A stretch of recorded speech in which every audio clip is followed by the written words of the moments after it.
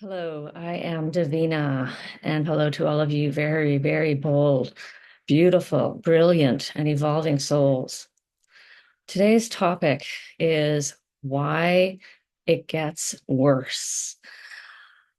Probably a lot of you have already discovered the truth of it gets worse before it gets better. And my God, I'm still not at the better part. And so I kind of wanted to explain sort of my insights on this and what I've experienced and um, how the process of healing kind of how I see it working, at least my kind of theory of it.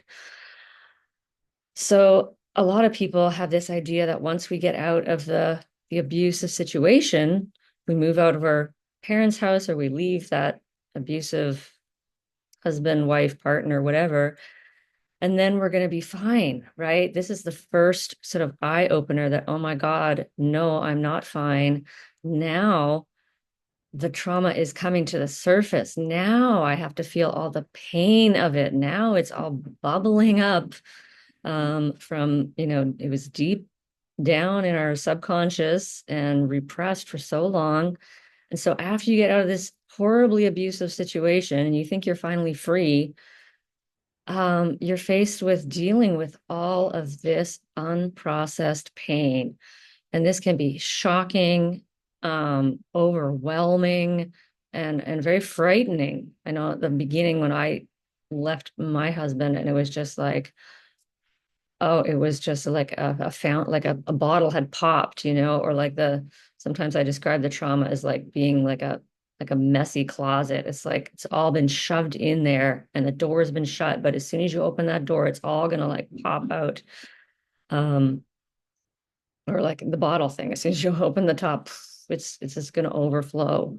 And it just doesn't stop. Once you get yourself safe, which is the good thing. The good thing is that you are healing. You get to finally get to the healing place. So that's kind of the first kind of step in the healing is when you first get yourself safe away from all major primary kind of abusive situations. Um, then this can further intensify. I know when I had gotten no contact with my family as well, and then I left I left a job where my boss was a narcissist. And again, there was another level of like all this stuff coming up, like this new like rage and grief and all this stuff started like just and and it got more and more intense and more grueling and more painful and more excruciating. And you're just like, and it can be very super, super disheartening and discouraging to think, I thought I was going to get better, right? I thought it was going to get better. And then things seem to get worse. So it's like the more safe you get, the more those sort of the floodgates sort of open because now it's like your body's going, well, I'm safe now. Now I can like experience all this excruciating pain. But it's a horrible, it's a horrible experience. And if you're going through it alone, a lot of us are going through this with, you know, little support because we end up, as you cut people off, you don't have any people left. Maybe if you're lucky, you have a therapist or maybe a friend or something. Um, so you also end up doing this alone. And this is tremendously hard. And I just want to remind you too here for a minute, just how phenomenal you are and that you are the cycle breaker. And this is such like healing and awakening is the only job on this planet. It's the only thing that we're really intended to do is to heal and awaken to who we truly are. We are not this shameful, separate self. So, um, and so, yeah, and then it continues. And the thing is that the healing sort of, it kind of repeats these like sort of patterns, or you might find that you're sort of like, you've experienced, let's say, like, um, terror of abandonment. Let's say you spoke up a boundary to your boss and you feel that, you're feeling the terror of that, the risk of possibly being abandoned. And you're feeling, you're feeling the shame of that. You're feeling the guilt. You're feeling these feelings instead of the fawning. And so this is what we start to do instead of the fawning and the people pleasing that we used to do as a way, to avoid all those feelings. Now we're facing them. And so that's how it can also, the healing process starts to repeat itself over and over. And then it'll go to a greater sort of a greater degree or like a greater risk. So let's say you decide to call in work sick for a whole week because you have a terrible cold. And now the terror of abandonment is even bigger. It's even more, it's scarier, it's terrifying. You wonder if they're gonna hate you, they're gonna fire you, you're gonna lose your job, you're gonna, go broke and go homeless. And this is always kind of, I think, and for me anyway, the mind pattern, because abandonment is equal to not in a child not being cared for, and not being cared for equals death. So, and then it goes to a greater degree. And for me, my savings have dwindled. And last year I was, 2 weeks away from possibly losing my apartment. And but I didn't. Miraculously, the money came just in time. But I was like 2 weeks away. And again, here it's gone to it's magnified even more, where I'm just sitting in this absolute, like, horrific feeling of thinking I might lose absolutely everything that I have worked so hard for. Um, and I couldn't, like, the relief that came when I received that money was like unbelievable relief. And I thought that was it. I thought maybe that would be the big breakthrough. And that's what we keep thinking, like, oh, maybe this is the breakthrough. This is the breakthrough. And I'm going to awaken and I'm going to be finally free of this fucking terror. Pardon my French. But yeah. And then it didn't. And I thought, oh my God, there's just more and more and more. And so I just kept setting my boundaries with jobs. I kept being honest. I'm like, no, I can't do that job. No, that job is not a fit. No, definitely can't do that job. And I caught myself again lying just to get a job. And I can't do that anymore. It's just like I was lying. I was going to work at like this restaurant, and the shift were like 24/7. And I was like, I contacted the guy back saying, I'm sorry, no, I can't do this unless it's a steady shift, which would be a sane way of living. So anyway, like, and I just kept being true to myself, kept sticking with my integrity. And Addie Ashanti and other people I've heard say this, but integrity and awareness comes at a cost. And so you might find that things feel like they're falling apart. Um, and this is a normal part of the process, I believe, because your old self doesn't work anymore. The coping mechanisms don't work anymore. The fawning doesn't work. The addictions don't work. The distractions don't even work anymore. And you just have to sit in it and feel the pain and over and over. And I'm again in the same situation, fear of abandonment, right? Fear that I'm gonna go homeless. And I've like, I don't know, like I'm just waiting for some kind of miracle to show up in like the next week. And I will let you know if the miracle comes. It takes a great deal of faith and a great deal of trust in yourself and a great deal of just belief that that you do belong here, that you are worthy, that you are precious, and that your needs matter, and that, prioritizing your well-being, your health, your sanity, your peace of mind, your integrity, all of that is what really, really matters. Like, this outside world is just like a reflection of your inside world. So we need to change the inside world first, or we're just going to keep seeing the same stuff on the outside. So that's why it just keeps repeating. And I think I've heard someone else say this, but it just keeps kind of getting deeper and more intense, and it feels worse and it feels more painful, because it's just like this record repeating itself, and you're being like just stripped of all of this pain, or sometimes, as I describe it, like going through a wringer, like one of those old clothes wringers.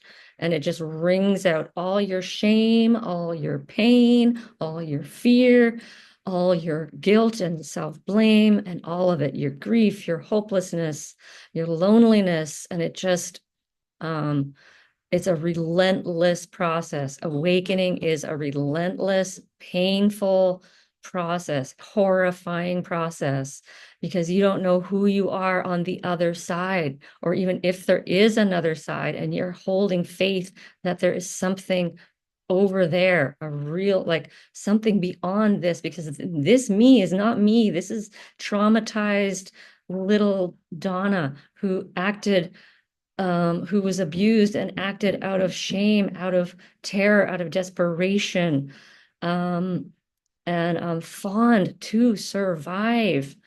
And this is not the real me. And that's who you are now, is not the real you. It's just, as you already know, a combination of pain and wounding and trauma responses and brainwashing, severe brainwashing.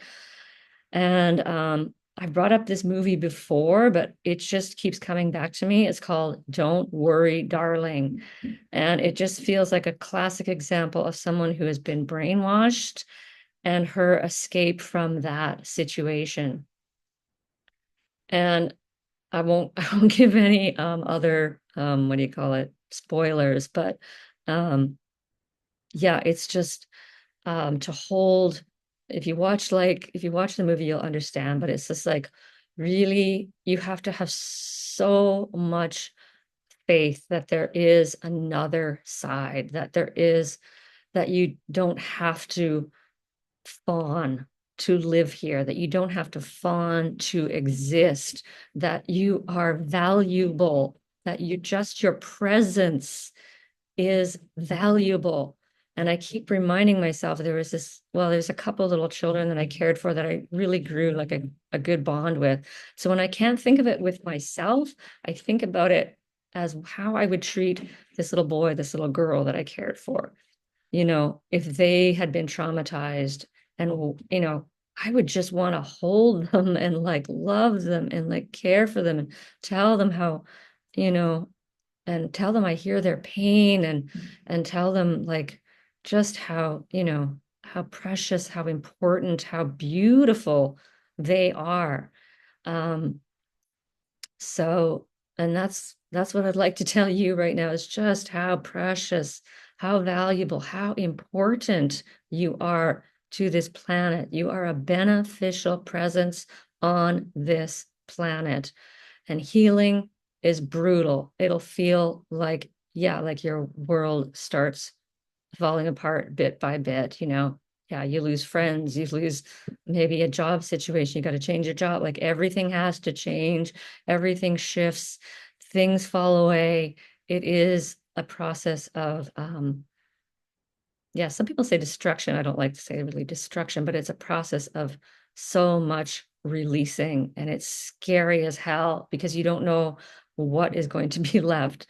But I do believe that we are all really like God, right? Or whatever word you want to put in that place. I still haven't figured out a better word, but source, divine energy, um, the one, whatever you want to call that, that we are all connected, and that we are so much more than we know. We are an expansive, there is another side to this where we are expansive and peaceful and blissful. And I definitely recommend, read about awakening, read about people who have awakened, so that it can inspire you to understand to believe that there is another side of this trauma. And hopefully, I pray that we will all get there. So, um, trust yourself, have faith, and, believe in the miracles, and hold on to your integrity at all costs. Um, at this, yeah, I think I've reached a tipping point. I think this is another point, is that there's a tipping point where I used to um, fawn, I used to fawn at all costs. And, um, I would, because I thought I had to fawn or I was going to die, right? So, but there's a point. So I feared not fawning. I feared abandonment. But now my fear of losing myself has become greater than my fear of abandonment. And it's just shows up again and again where I can't lie anymore. I can't fawn. I can't pretend. I need to be true to myself because now it's the opposite. It feels like if I'm not true to myself, that would be death, actually. That would be some kind of suicide because my soul is just going to scream. You know what I mean? Um, so I do believe there's kind of a tipping point that begins to happen where your integrity becomes more important than anything else, because that's all we're going to take with us at the end of the day. When we die, we will lose everything, every material thing, our body, our belongings, everything. But what we will keep is our soul, our integrity, our wholeness, our connection, our alignment with God, with whatever you call God, and that is the only real reality is this that we are part of the whole. So, and to align with that is the only thing. It's the number one thing.